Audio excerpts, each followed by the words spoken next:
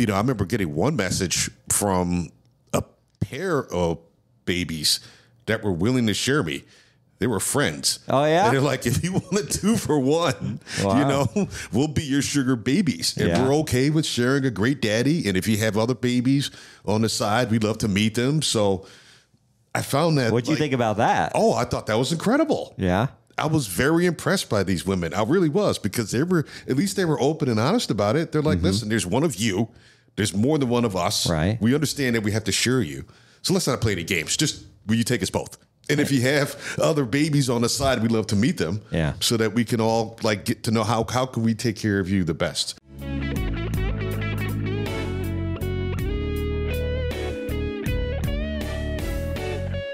Welcome to Secrets of a Sugar Daddy.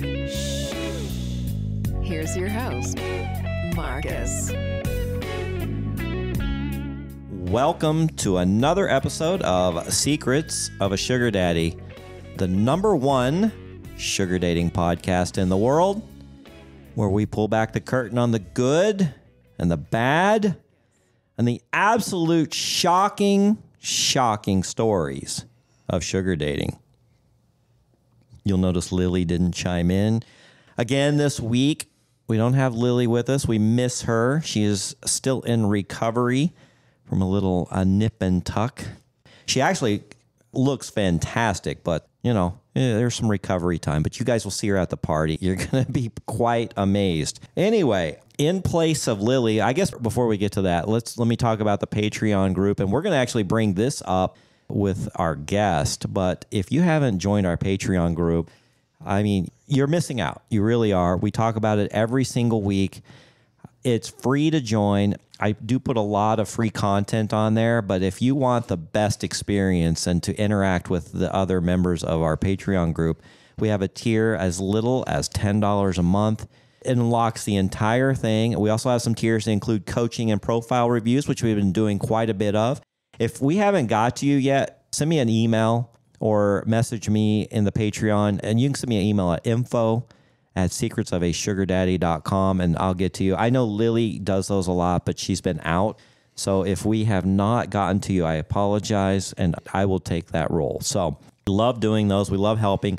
I actually have signed back up on Seeking because I'm kind of promoting the podcast and the party. And I'm telling you what, guys and girls, you can do better. Some of these profiles I'm reading and some of the responses and the messages I get, terrible. You're trying to get a high value man. You're trying to get a nice monthly allowance or weekly allowance or even a PPM, whatever you're looking for. And you're sending me dog shit messages. You got to try harder. The men are limited on there. The really high value men are super limited. And for you to get their attention, you got to do better. And there's some special things that you can do to get their attention. And hopefully we'll get a chance to get into some of those today.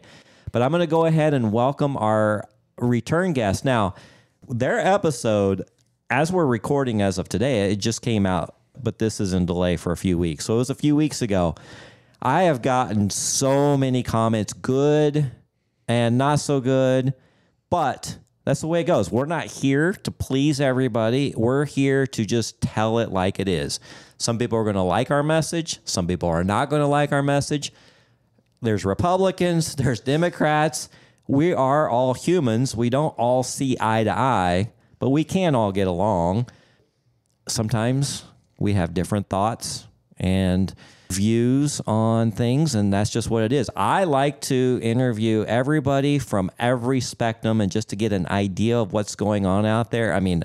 I've interviewed transgender sugar babies. I've interviewed black sugar babies, white sugar babies, Hispanic, Asian, you name it. We've tried to get the gamut. I want to hear what everybody has to do. And the same with the sugar daddies. We've interviewed Splenda daddies, guys that are pickup artists, and they don't really want to pay the girls. And I've interviewed the guys who are so overly generous. Sometimes I think they're not doing it right. So we want everybody's perspective. I'm kind of in the middle. I'm kind of like tofu. Just kind of whatever dish you mix with it, it kind of blends in, and I can feel the flavor of that dish and can go with it there. But We're going to talk about their episode because I've gotten so many comments on it, and I absolutely loved it. In my opinion, I've listened to it probably, of course I edited it, but I've probably listened to it as it came out. I'm not even kidding you, like 10 times. So I really enjoyed it. There's some controversial things in there for some people, but I loved it. So welcome back to the show, JJ and Lynne. How are you guys? Doing well, thanks. So I'm good. Yeah, you're good. I appreciate you guys filling in. Lily, like I said, is still recovering. I asked you guys at last minute to come help me. And I've got some listener letters. I've got some scenarios. We're going to see what we can get into today because it's going to be a quick hour as usual. Lynne, you've been in the Patreon group for a little while now. You're part of the group chat. How's that going? It's a dynamic group. Let's just put it that way. The Patreon's been great. I know the Sugar Babies, we've kind of created our own little WhatsApp Yeah, you group. guys have kind of created this whole environment of your own. Like, I don't even know what's going on over there. It's a little scary to me. Well, what are you guys talking about? We have discussed that anything that is said in the group will not be relayed back to the Sugar Daddies or back to the Patreon. I can respect that. We have had quite a few topics come up that we've all been kind of wondering about. I guess getting your input on them and maybe some other people. So I don't know if you want to discuss those now. Sure, let's go. So I guess it's kind of a whole gamut of things, but a lot of it is around like sexual health, STD testing, managing multiple sugar daddies or managing multiple sugar babies. Yeah. Condoms versus bear. How to go about asking sugar These daddies are great. for Great topics. Sexual experiences that you may be interested in, but kind of shy to bring up. Asking about, some, like a shopping spree or. Wow, these are really good subjects. Yeah. So you guys just give your input, but aren't you looking for a sugar daddy's advice too? Right. And that's why, we've been kind of talking about it, wondering what the sugar daddies think about all these subjects and wanting to get a guy's input. Right. So what's a particular one that they ask about a lot? I know a big discussion has been on like sexual health and sexual STDs. health. Yeah. So obviously sex, like we talked about your episode, we are sexual beings. Sex is a part of life. God created us as sexual beings. And no matter where you meet somebody, whether you meet them at a bar or online, on a regular app, on a sugar dating app, sex is going to be involved for the most part. The problem with the sexual health part of it is the men, it's a lot easier now for the men to have multiple sugar babies. It's also... it's also easy for the girls to have multiple sugar daddies. I've said many times, an average looking girl has the sexual pull of a celebrity or an athlete, meaning they could have a different guy every single night if they wanted. But most men cannot. Your average Joe cannot have, a different guy every night. Sexual girl every night. They don't have that kind of sexual pull. As you go up the ladder, as far as sugar daddies and wealth, it becomes easier. But for an average looking girl, snap her fingers, guys are dogs, they'll start lining up. It's just the way it is. So the problem with men, or I guess the big issue is protection. And protection deadens the sensation so much that men don't like to use it. Right. And I guess that's the beauty of us being married. Right. Is that we don't really have to worry about other people. So the transmission of STDs, the possibility of doing it obviously increases without the use of protection. I've dated hundreds of sugar babies. Some will absolutely insist on it. No discussion, even for like a blowjob. They'll have to. Other girls like, oh, I'll give you a blowjob, but no, if we're going to have intercourse, you have to use a condom. I'm thinking, okay, well, you didn't really take your risk away that much. Other girls will say, hey, have you been tested? Can I see your test? But that's actually, I have found to be very rare. It's a touchy subject. And when you're in the heat of the moment, how do you stop and say, hey, I need to know some things about and testing? also, I guess with a lot of the diseases, aren't there incubation periods? So Right. what if you slept with somebody That's after true. you got tested? Yeah. Right. Then that may or may not show up. Yeah. And then some of them, we kind of look at them as, well, if I get chlamydia or gonorrhea, it's a shot and it's gone in a few days. So no harm, no foul. Others, are more permanent. And then some are deadly. So if somebody transmitted AIDS, obviously you're not getting rid of that, and that could kill you. If somebody got herpes, it's just a skin rash, and you just deal with it. There's medication out there, and I know people that, I've read forums, and people say, I haven't had a breakout in 5 years. It really hasn't affected us all. I just take this medication daily, and no big deal. And then if I have a breakout, we just don't have sex for a week or two. It's not going to kill you. Right. So sexual health is obviously a big issue, but it's a very touchy one in any style of dating. Yeah. And and a lot of the girls, the reason we're talking about it is because one of the girls was afraid to ask a potential sugar daddy about, being tested, or if he had been tested. And what was the advice that the girls were giving? A lot of it was just use a condom. Yeah. Or, ask for his test. Mm-hmm. There's like 500 plus messages a day. Yeah. It gets a little overwhelming. So, I guess there's 25 of us in the group right now. And growing. And so I don't necessarily have time to read every single message that comes through. I do remember seeing comments about, use condoms, and messages about, just ask him. Yeah. All right. I think that would be hard to ask. Yeah. I don't know, JJ, if you have. Let's throw it over to Doc, because I want to hear your input on this. Well, I'm a little surprised, to be honest with you, that grown women are having this discussion when this is the sort of thing that you really learn in high school, sexual health. And it's no different than vanilla dating. It's simple. We preach the use of condoms, safe sex, and testing is fine. And it's okay to ask partners for tests. It's not a big issue. I think it's pretty straightforward. I think people should be old enough to know the risk. But there are risks. And, there's the other issue, which you didn't bring up, which is pregnancy. Oh, yeah. That's right. Yeah, that's and pregnancy too. Right. Right. So now there's alternatives, obviously, for pregnancy. You can take the pill and whatnot. But I think as a woman, you have to protect yourself. And as a man, you have to protect yourself. And, we're all adults. Daddies, like you mentioned, are sexual beings. And I see no issue with having that sort of sexual health discussion. Mm-hmm. Lynne and I have had it. I actually had it with my ex-wife. I've had it with every girlfriend where they have been, they kind of want to know my history, and I have no issue with giving my history. I've had previous girlfriends say, well, would you be willing to get a test? I said, sure, no problem. Costs $50. There's labs on every corner. We'll both get tested together. You get the results confidentially in your email 24 hours later. Yeah. And you're good. So I really don't see the issue personally as a physician. They're so easy to get a test. I think now it's like $50.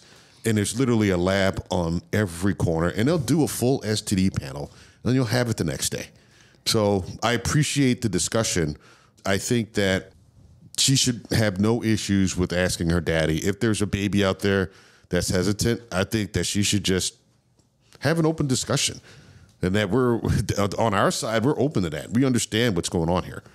And then I actually don't mind condom use. In my own history, I always used a condom. I've only been unprotected with my wives.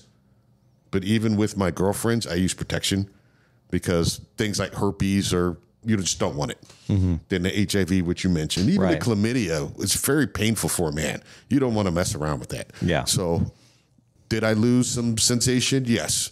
And like I mentioned in my episode, I traveled too abroad. Mm-hmm. And I found that the women abroad are very hardcore with that. You must use protection.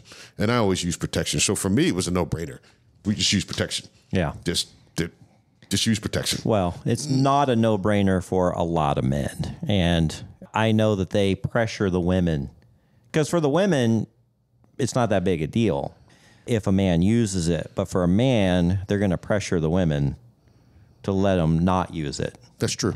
I mean, And I will That's say, true. like, there's a lot of meet and greets that I went on where the guys are very adamant. They're like, we will not use protection, Right. and I am not willing to share my test. Yeah. And I'm like, well, you're not going to get anything from me. Wow. And that's interesting. The problem for the women is there's this nice financial incentive for them. And sometimes they are in a situation where like, wow, I could really use this $500 or $700 or whatever. I've got some bills coming up. Oh, well, he says he's clean. I'm just going to have to trust him. and then problems happen. So anyway, that's a good discussion. I think it's going to be a discussion for the rest of time. But in the end, I mean, I know as far as the STDs, I know married couples where one person got something because there was some infidelity. So just because you're in a committed relationship does not mean that that's still a risk. right. There's still a risk. Yeah.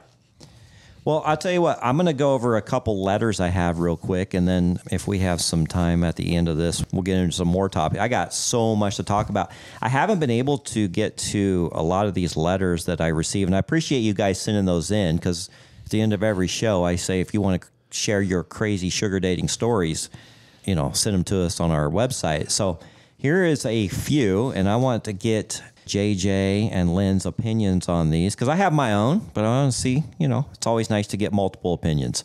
All right, it says, hello, Lily and Marcus. I hope this letter finds you both well. I just wanted to drop you a quick note to say how much I adore Secrets of a Sugar Daddy. Well, thank you very much. I just started listening a few months ago, and I'm more than halfway through. I feel like a part of the family somehow. Yeah, it does feel like a family, right? Lynne, do you feel like those girls, even though you haven't met them on Patreon, that you guys all have this common bond? I do. I mean, because I guess being in the sugar lifestyle, like, none of my friends know about it. Right. Except for my old roommate that introduced me to it. And even my best friend, like, I've never told her where I met JJ. Yeah. I mean, she knows that we have this great life, and she came to Aruba with us for the wedding. And, Nice. and she knows he's a doctor and, is well off.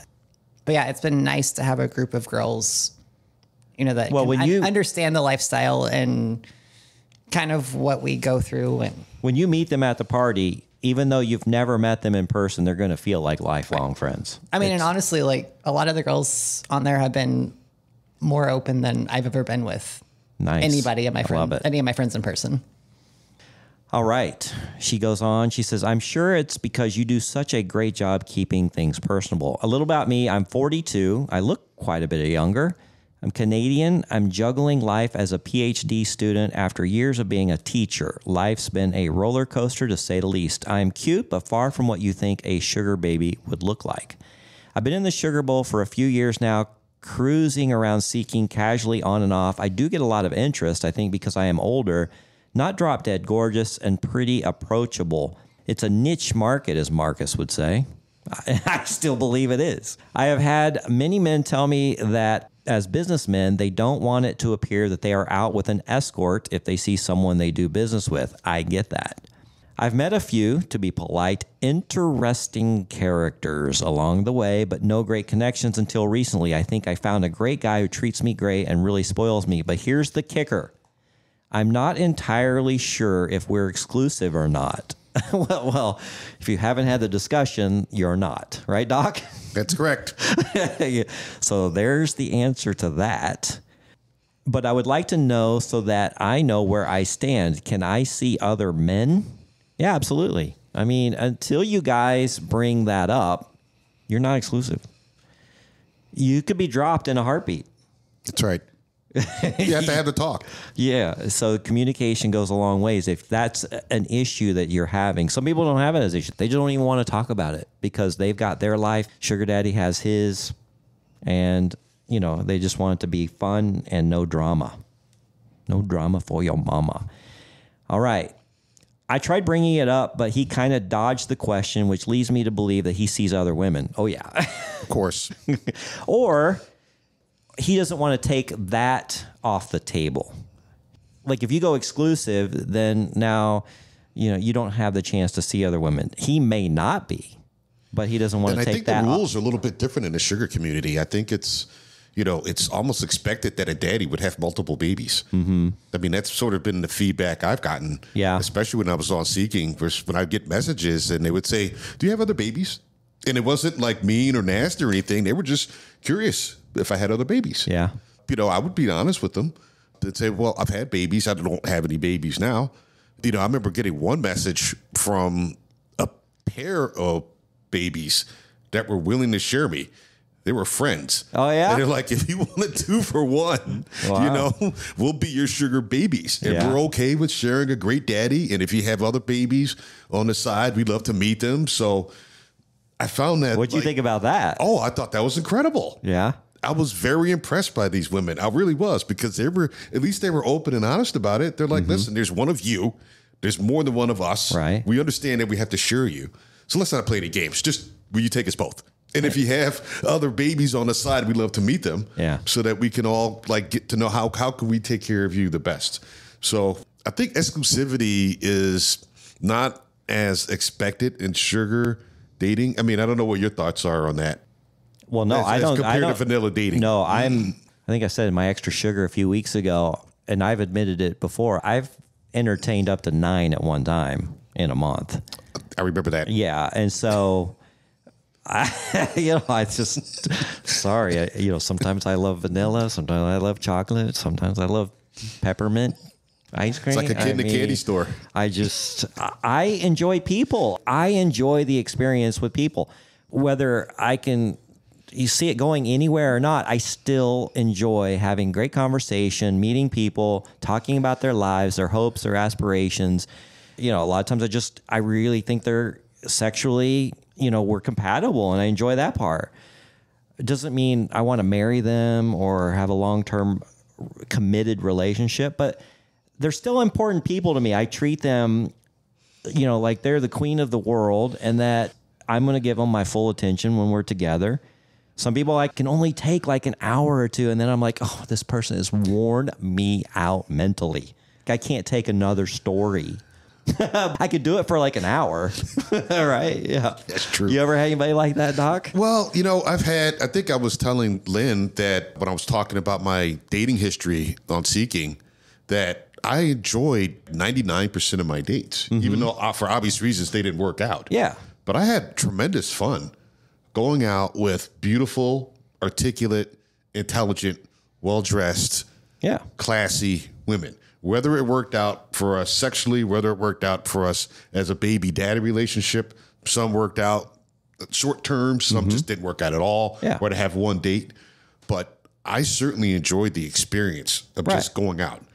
So I get what you're saying. I mean, just like having coffee with Lynn. Exactly. Like, I knew it wasn't going to go anywhere as far as a relationship, but I certainly enjoyed that hour or so that we spent together. Yeah, I think we were there almost 2 hours. 2 hours and chatted, and you told me some fascinating story, and I just thought I found you as a fascinating person.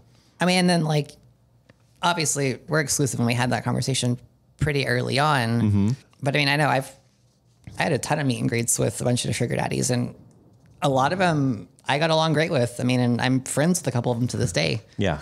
We never made it, past the meet and greet. Right. Granted, there was this one guy, his voice was so high pitched that I thought my ears were going to bleed after about 10 minutes. Yeah. And it also made me mad because we were supposed to go to Capitol Grill, and then we ended up going to Flower Child. Oh, I was a little. You reminded me of a story. So during COVID, we couldn't go out to any restaurants or anything. I was meeting people in the Starbucks parking lot.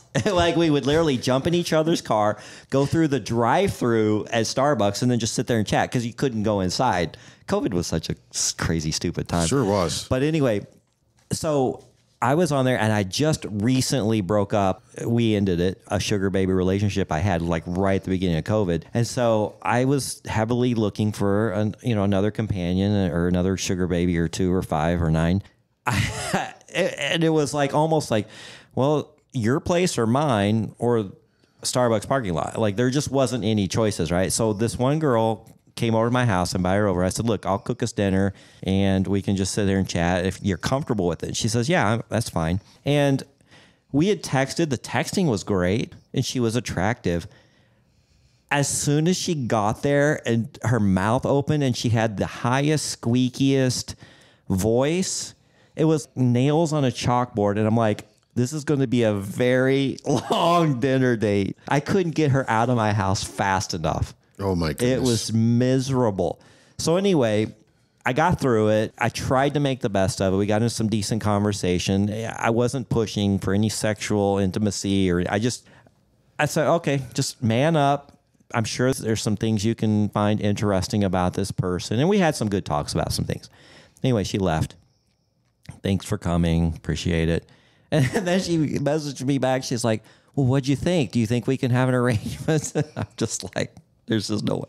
I can't take it. There's no way I could take it. Yeah, well, I mean, this guy at the end of it, he's like, yeah, this was the best date I've ever had. I would love to see you tomorrow. And I'm like, I don't even want to respond to you. Yeah. So anyway, I forgot about that till you said the voice. And I was like, yeah, I've had some voices. All right, let's finish up with this email. She says, although I can't be sure, he makes me feel like his soul lady. I don't want to mess this up by asking him a question that upsets him, as we have been seeing each other for a few months now.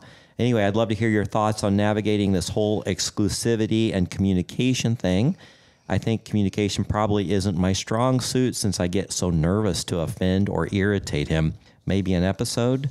Keep rocking those podcasts, you two. I have lots of questions and things to talk about, so this probably won't be my last letter. I hope one day I can attend one of the parties and meet everyone in person.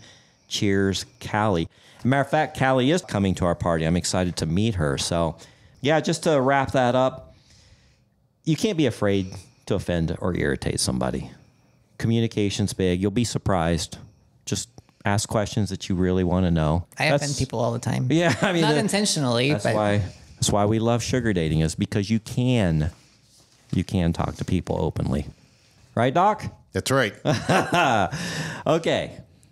Here's another one. It says, hi, Marcus and crew of the Secrets of Sugar Daddy podcast. I've been looking into the culture surrounding the sugar world and came across your podcast on YouTube.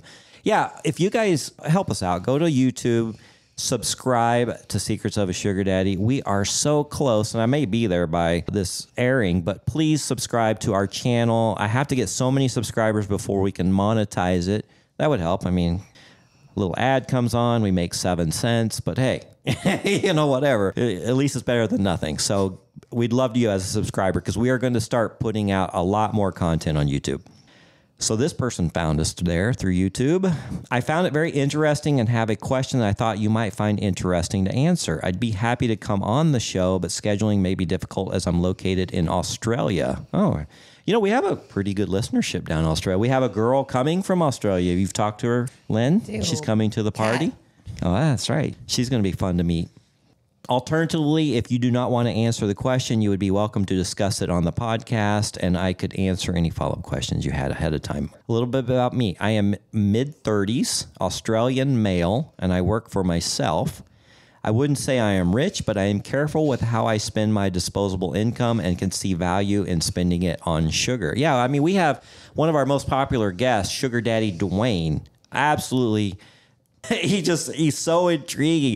He's not a rich man, but he manages money well, and he has a disposable income for sugar dating, and that's what he does, and he likes to spoil the women, and his stories are so good. Matter of fact, his episodes always get great ratings. So you can still be a sugar daddy as long as you manage your money well. Now, you got to remember, though, that money is not going to earn you any extra money, so you got to think about your investments with the extra money. But if that's what you want to spend it on, I'm not going to stop you or advise against it. All right, what sets me apart from most people in the sugar world is that I have a physical disability. Specifically, I have a spinal injury, which means I use a manual wheelchair to get around. I can't walk. Partly due to my disability, I find the regular dating world very difficult. I also have some facial scarring on one side of my face, which I acquired at the same time as my disability. I know I am not a 6+ on looks, and I accept that. As mentioned before, I am not super rich, which I think might make me more of a Splenda daddy. That being said, I am not looking for a lot, just a baby I can meet up a couple times a month, once for a dinner and once for intimacy. This is where it gets a bit complicated, though. Due to my disability, I have little interest in intercourse. I have no feeling down there and can't ejaculate. I can get erect, but only with the use of certain drugs. And once again, there is no feeling down there. So while I'm looking for intimacy, I'm not looking for sex. I have a big issue putting my photo on a sugar website due to the insecurity of my facial scarring. I was wondering if you think there is much hope for me in the sugar world given the above. What advice would you give people like me in a strange sugar situations? P.S. I love Lily's accent. That's a tough one, Doc. That makes my heart hurt. I have some insight from the girls on this. Oh, you do? Tell me. Part of it was we were talking about mainly the net worth part on part of seeking. But really it came down to we don't really care what you look like or how old you are. As long as you're willing to, you know, afford the girl's PPM or allowance or give her the experiences she's looking for, we really don't care. Well, you have to be somewhat attractive. Yeah. But I don't think being in a wheelchair would be that much of a deterrent. You don't think that would dissuade girls from going out with them? I think as long as he's upfront about it, on his and puts it on his profile. I mean, obviously, he's got a little bit tougher situation because of his disability or accident or whatever happened to him. But there's plenty of girls out there that would love to spend time with him. And it sounds like he just needs some human connection. And he's willing to sugar a girl for that. I'm sure he's a lovely personality. Like, I'm sure he's fine personality-wise. Would you go out to dinner? You know, he's saying, look, I don't need the intimacy because, you know, I'm disabled down there, but I would love to treat you to a nice dinner and a night out. I mean, I had a boyfriend in college that was in a wheelchair. Y'all really? I mean, we didn't date for very long because we just realized we were ultimately different people. Never had any intimacy because he, you know, had no feeling waist down. Went to some nice dinners. We had great conversation. We were good friends. Yeah. I mean, we were politically very different. He was very liberal and I'm, you know, a lot more conservative. I think that's a lot of reason why it didn't work out. But I know I never had any issue with him being in a wheelchair. But also, I have people in my family that either have learning disabilities, mental disabilities, physical. And then I grew up teaching horseback riding to disabled people. Wow. And so I think, I mean, I've been around it a lot my entire life. So I may just have a different outlook because it's normal to me. Yeah. Well, I think women are more understanding than men give them credit for. Don't you, Doc? I agree. Yeah. I think and the intimacy thing is very interesting because there are women that are okay with the lack of intimacy. They're just because maybe they're just used to the over intimacy that you get in vanilla dating to be in a situation where they're not pressured to be intimate. I think would be a good thing. And again, we're going back to our first discussion, eliminates STDs, right?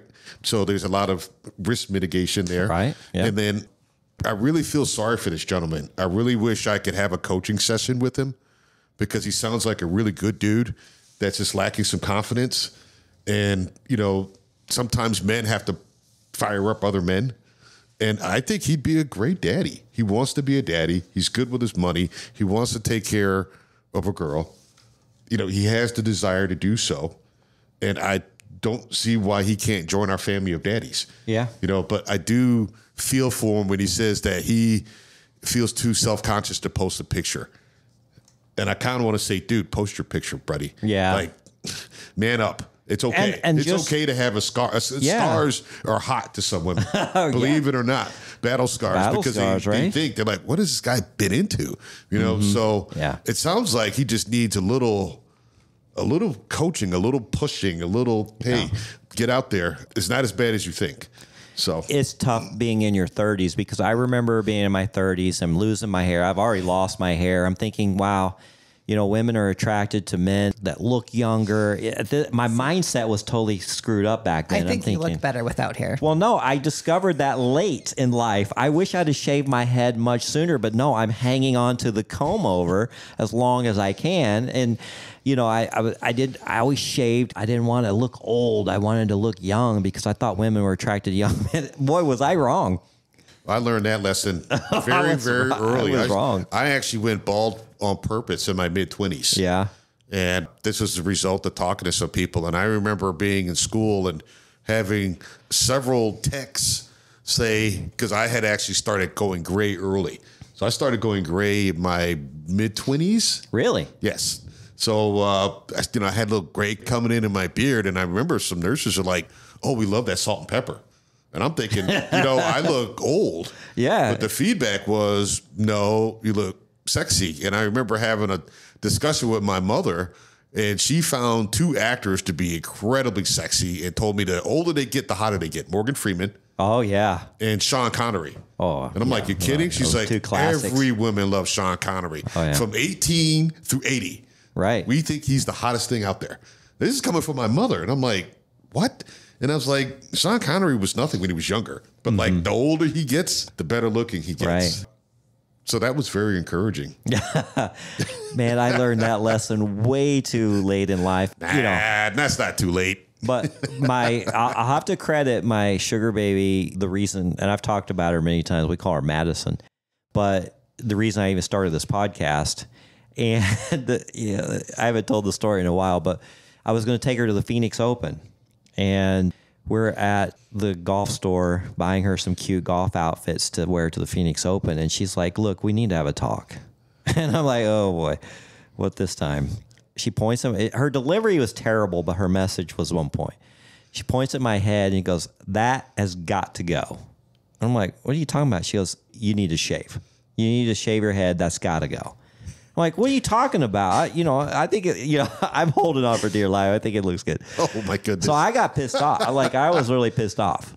I go home. I grab the razor. In 5 minutes, I am bald. I'm like, fuck it. I'm going to shave, and hopefully it'll grow back if I don't like it. And I look in the mirror, and I went, wait a minute. Well, I think I think I look a lot better. I hadn't grown a beard at the time. And so I sent her some pictures, and I go, you know what? I think you might be right. And then I was like, but I need to balance out my face. So I started growing my beard. And then all of a sudden, I started getting more looks and more comments and more girls flirting with me than I've ever had. There was an Instagram story. I'm like, whoa. Maybe a year and a half, 2 years ago. And it was in England. And it was this gorgeous woman. She couldn't have been any older than 23 or 24. And an interviewer said, would you go out, with a wealthy man in his 50s? And she quickly answered, oh, absolutely. To have some gorgeous silver fox that has a nice house and a nice car. Well, who wouldn't? And it was just like the exuberance on her face and the way she said it. And the person interviewing her had this look on his face like, she's serious. No, she's absolutely serious. This 23-year-old woman has no problems going out with a 55-year-old man. And she just saw, I love silver foxes. There you go. So that's something I had to learn myself. Yeah. Well, I'm glad I finally did it, and I appreciate the comment, Lynn. Yeah, 100 times better. Yeah, I agree with you. Did you? Alejandra agrees with you. No, before and after? Yeah. Did you have hair? Or no. You had showed me pictures, I think. I think I showed you pictures because I had shaved my head by then. Because, if I'd started my podcast, because this was early in 2020. Because you had some old pictures on Seeking, too. Probably, yeah. Because you look different in person than your photo. Really? Better? Yeah. Okay. A lot better. Yeah. Right, good. But the wheelchair guy, I mean, I know JJ said he would love to have a coaching with him. I mean, I'd even be willing to meet with him. Yeah. So, hey, female's perspective. I didn't get a name on there, but if you want to get some help coaching with, we'll get that to you. Just email me at info@secretsofasugardaddy.com and we'll make sure to help you out there. I'd love to look at your profile and see how it's worded. And I think we could get you on the right track. Definitely. Okay. Here's another letter from a sugar daddy. I did post this one on Patreon and we got some comments on it, but I haven't. This one that was like spaced really weird. Yeah, it was spaced really weird. I haven't read it to the public yet, but let's get that done. Because there's some interesting things in here. It says, hey there, my name is blank. I'm 42 and living in Denver. I've been on Seeking for 5 years. It started when I was looking to have an affair. I never pulled the trigger. It felt gross. So I asked my wife for an open marriage. She reluctantly said yes, which really means no. Right? If she reluctantly said yes, that's no. It's like, sure, go golfing with your friends while I just sit here at home. Right? All right. We warmed up by dating another couple together. Then we started dating others individually. I had several arrangements from Seeking during this time. Then we got divorced, thank God. Okay, well. After that, I went hog wild and had a roster of babies. That's usually what happens. Because they're out there, dog. Oh, in droves. In droves. I had 3 in Denver, 1 in Phoenix, 1 in Vegas. Ooh, that was good work. Chaos. That's still good work, though. Yeah. You know, but at least none of them are together, so you never risk accidentally seeing somebody. 3 in Denver. Yeah, 3 in Denver. Yeah, 3 in Denver. yeah. He says the sweet spot, though, is 2. But a deep connection with 1 is special. I agree with you there. 100% agree. After several years, I grew tired of it all. It is exhausting. Deep down, I truly desired a traditional housewife with more kids, so I went on seeking, looking for a wife. Huh? So did I. Yeah, there you go. The marriage-minded filter doesn't return too many results, but there she was, the most perfect 23-year-old brunette. It was meant to be. It was a vanilla relationship from day one. Today, she is my fiance and pregnant. I guess he got what he wanted, right? Wow. The lesson of my story is you can find anything you want on Seeking, and that is absolutely true. There's a whole gamut, and I've talked about this. But it takes times. work. Oh, yeah. You have to treat it work. like a job. And it is a lot of work, but you can find anything from absolute downright prostitutes to somebody that's just looking for a rich, older man who wants to get married and have kids. They're all on there and everything else in between. But it does take a lot of work. I mean, and then even the marriage-minded thing, I'm pretty sure I didn't have that on my profile. I think I just had something about long-term. Even though you might have been marriage-minded, you didn't have it on your profile. Right, because that's what I wasn't looking for at the time. All right, he says, the lesson of my story is you can find anything you want on Seeking, a mistress, metamor, I don't even know what that word is, metamor, unicorn, girlfriend, and even a wife. But you have to be brave and willing to put in the work. Yeah, just like we said.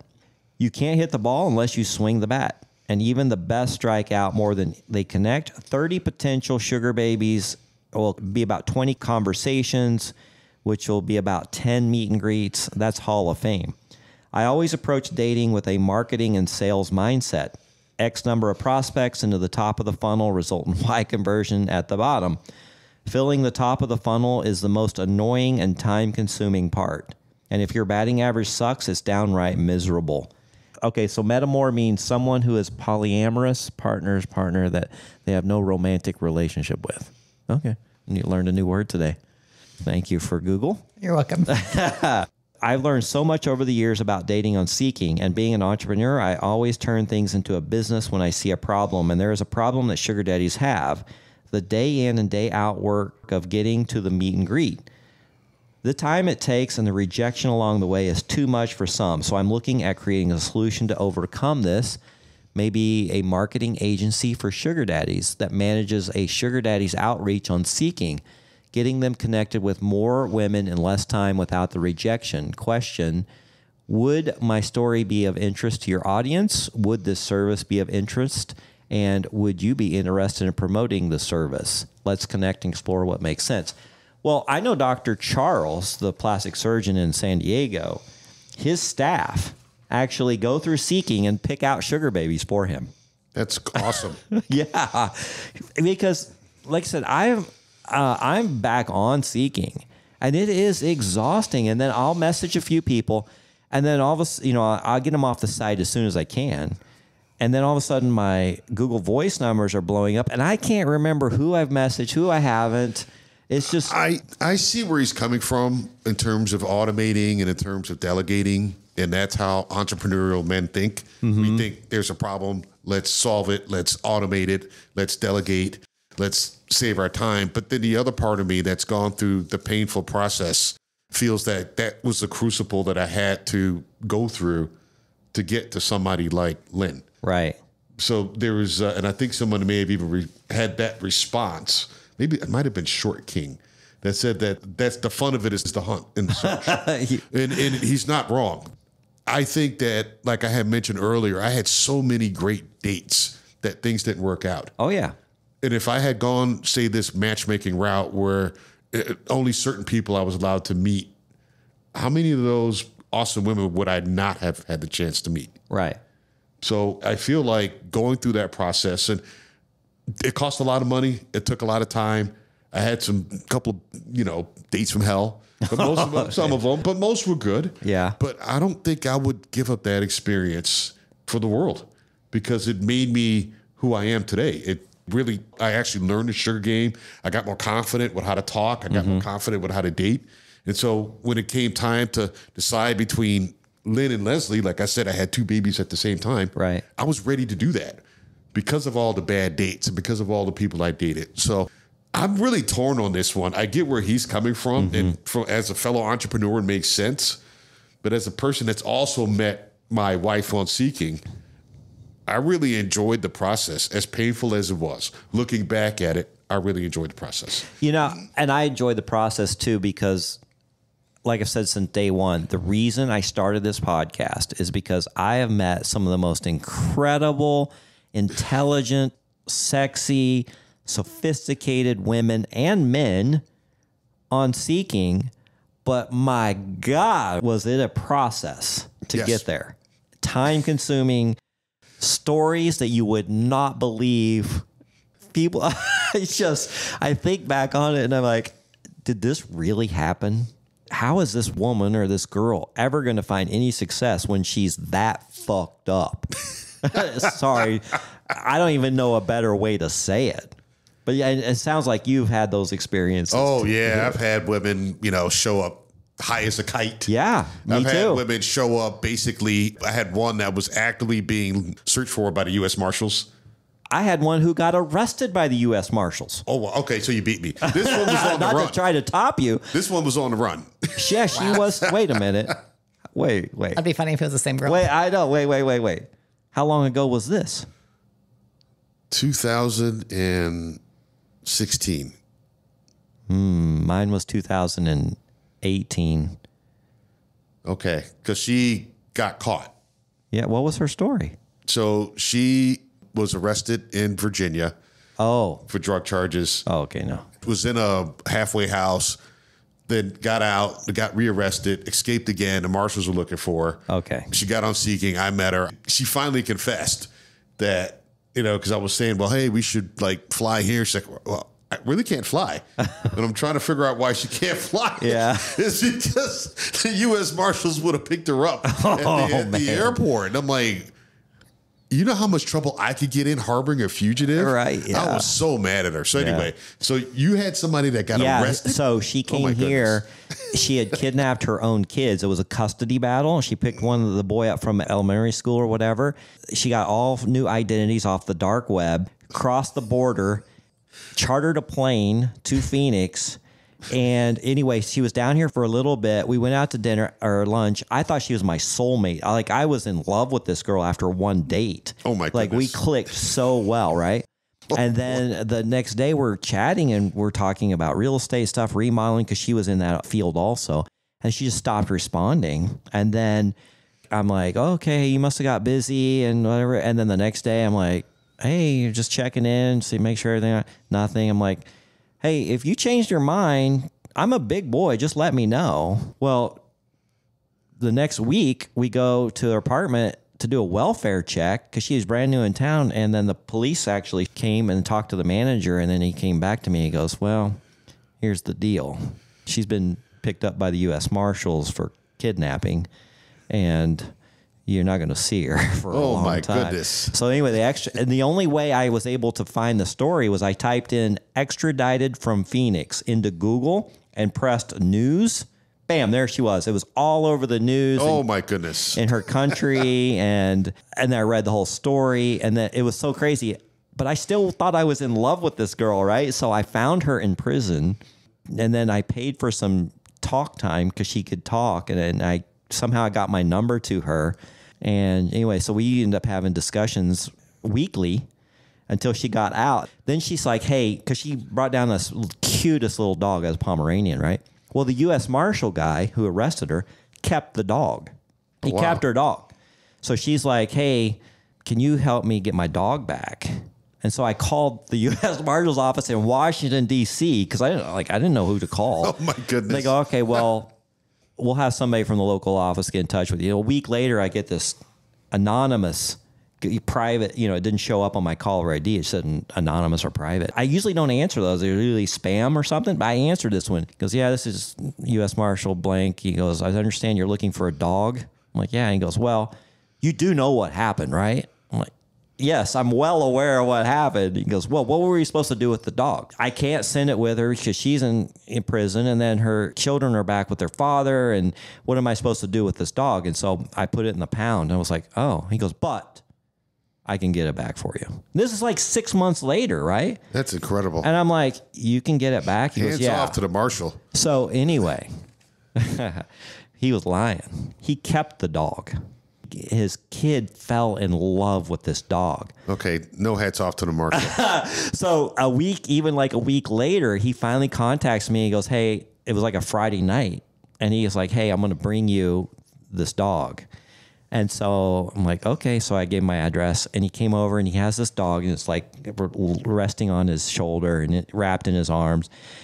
And he's in tears handing me the dog. Like the U.S. Marshal was literally in tears, like, all right, tell me how to feed it, how to take care of it, and all this stuff. Like, oh my goodness. Anyway, so then I messaged the girl, and I'm like, surprise, I got your dog back, and I don't know what to do with this thing. So I got on a plane the next day and flew that dog to her in her country. Okay, now, top that's that one, worthy. dog. That's worthy of an episode in and of itself. Yeah, but once I got to know her better, she wasn't my soulmate. But here's the great thing. I actually hired her to help me with some programming and tech stuff because she was really good at it. And matter of fact, that was her career. Do you still talk to her? Absolutely. We're still friends to this day. And what was that, 6 years ago? When are you going to have her on the show? I know, right?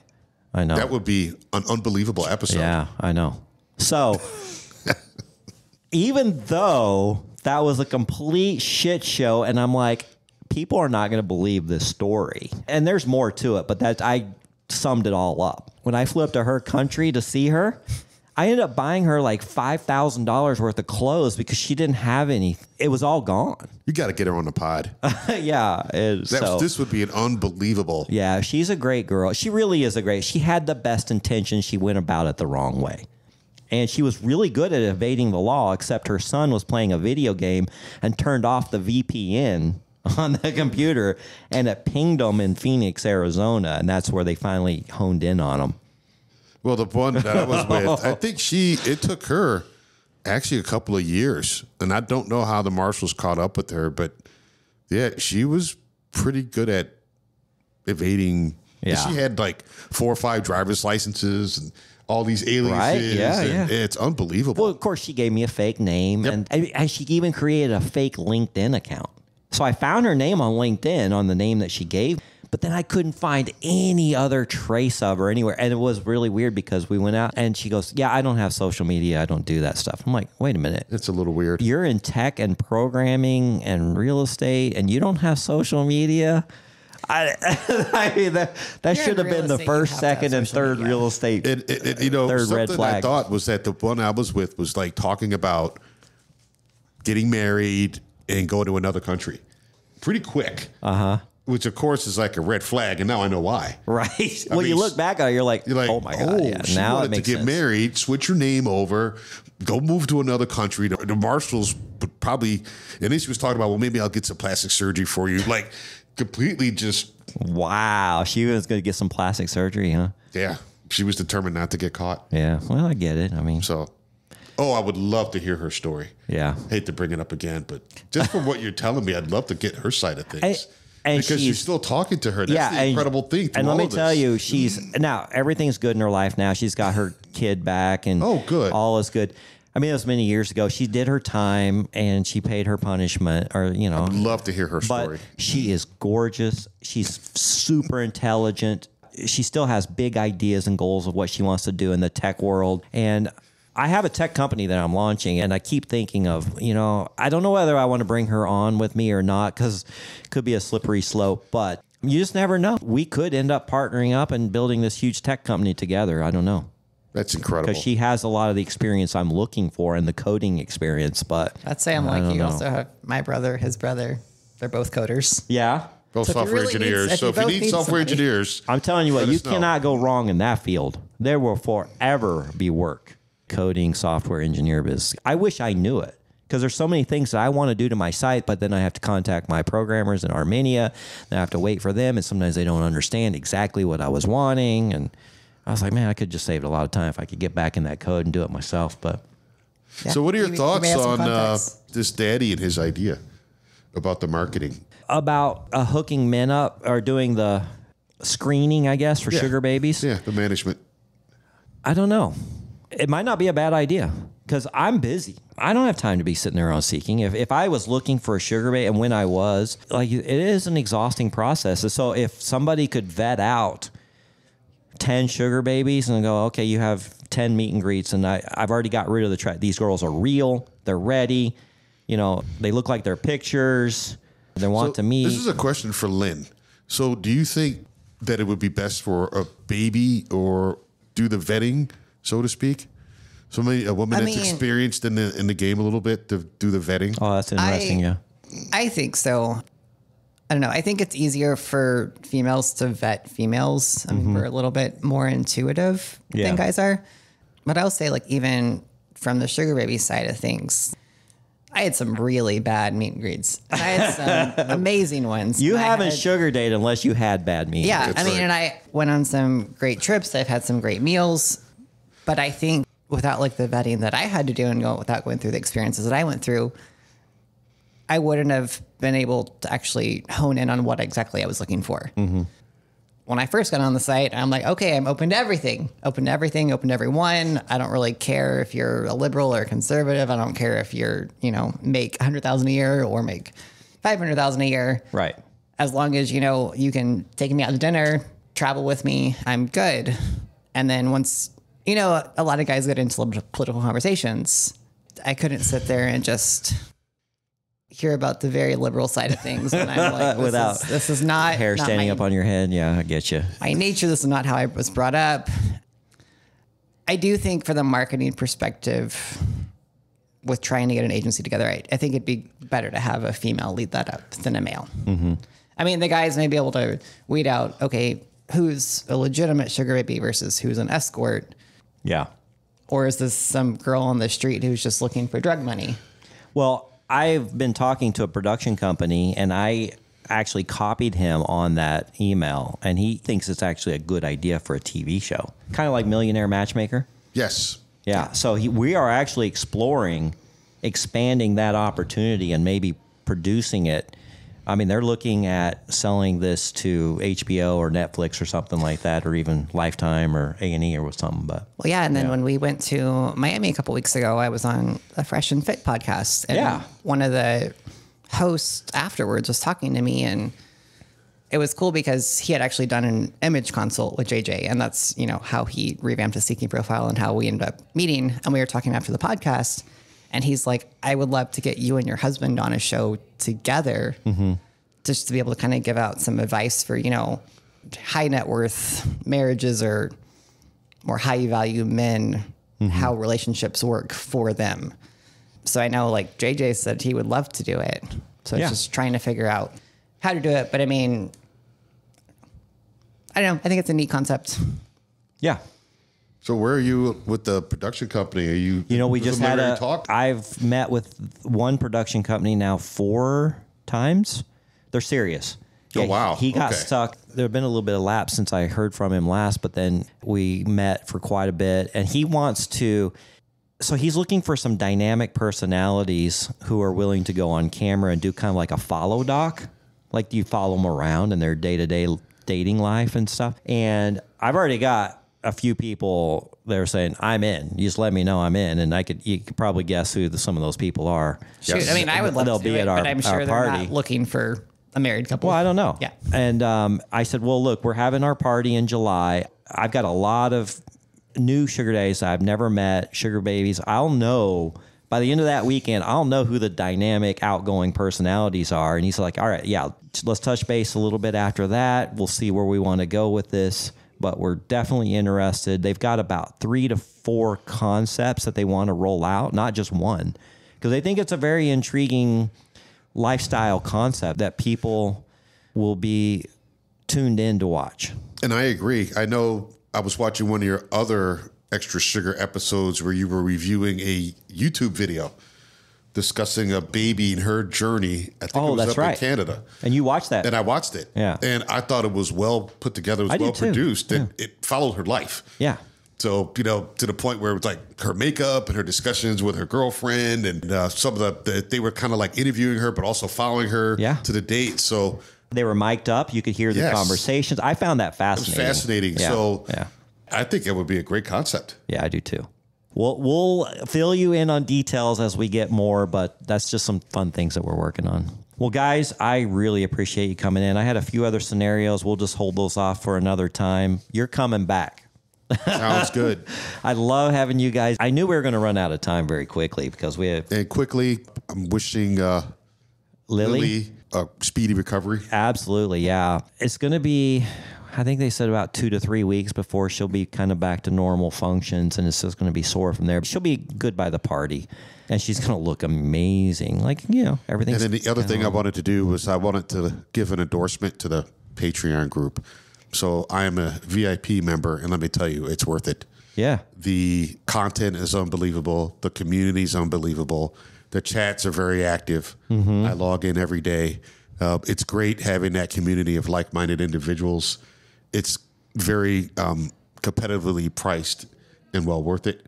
So I encourage you all to join the group. I know it's free to join, but if you want the VIP level, it's priced very well. Yeah, it's $10 a month. And like I said, very, very much worth it. If you think it's a waste of your time, hey, send me a message. I'll hit the refund button so fast, and then it will cost you nothing. So there's your free trial. But it's fun. Like of course, I'm on it every day, and we're starting to post more and more things. And what I find really entertaining is that our group is producing videos and things for us to put on there. I saw that. It's, the baby video was unbelievable. The baby video, and then Short King produced that awesome preview video of the party. But again, these are sort of things you only have access to with the paid membership. I am impressed with what's going on there, and it's only getting better as our community is growing. We want to have you there, not just because, you know, it does support the show, and we do appreciate that, but I think you'll actually learn a few things, make some great friends, get into some fabulous discussions, and you'll enjoy it. I promise you will. And like I said, it won't cost you anything if you try it out for the $10 tier, and then just try it out. And then I would say at the very least, try the $10 tier, because they do post some stuff on the free version. Yeah, but it's not nearly as engaging as it's not nearly the posts that you see on the paid version. Yeah. All right. Well, if you guys want to share your crazy sugar dating stories, we are open ears and we want to hear all about it. We thank these people for writing in those letters. I've got more, and we'll get to those shortly. I'll probably do those on an Extra Sugar. You can message us at info@secretsofasugardaddy.com, and then Patreon. I'll put a link to it at the bottom of this episode. It's also on our website, but it's very easy to find. Patreon.com/Secrets of a Sugar Daddy podcast. Well, Lynn and JJ, we will be seeing you guys at the party if I don't see you before. Looking forward to it. I was about to make a reservation for Salt Cellar for, a triple date, and I realized Lily was recovering. So we've got to do the Salt Cellar. Yes, I know. Salt Cellar. I haven't done it. It's on my bucket list. You've been there, right? Yes. We go all the time. Okay. It's an underground restaurant. Yeah. Yes. But I would love, to have Lily come, but I think we should do dinner, just the four of us. Absolutely. Unless Trucker wants to come and Lily wants to. Yeah. No, we'll figure out something. We'll figure out something. But that's the cool thing about sugar dating now, is that you can experience these neat places with friends and have this lovely open discussion, and you just feel like family. So I appreciate you guys coming in. You're fairly new into our family, but we love having you here, and I see you as a part of our family for the rest of the time. Yeah. And I will say, even some of the girls in the Sugar Baby group, the ones that are local, at least, we're all trying to figure out a meetup just for the couple of us. Yeah. So I'm excited about that. And here's what I'm going to make your life even more hectic is, after the party, all the girls there are going to want to have their own WhatsApp group. And it's just, it's going to be a lot. But and I know, I guess a couple of the girls live in Florida. And so they're trying to figure out a meetup in Florida. Yeah. All right. Well, we've got to run. And hey, give us a follow on Instagram, like I was asking earlier, the YouTube. We'd appreciate a follow there. Okay. Until next time. Bye-bye. Thanks for joining us. If you'd like to connect or even be on the show, we'd love to hear from you at secretsofasugardaddy.com.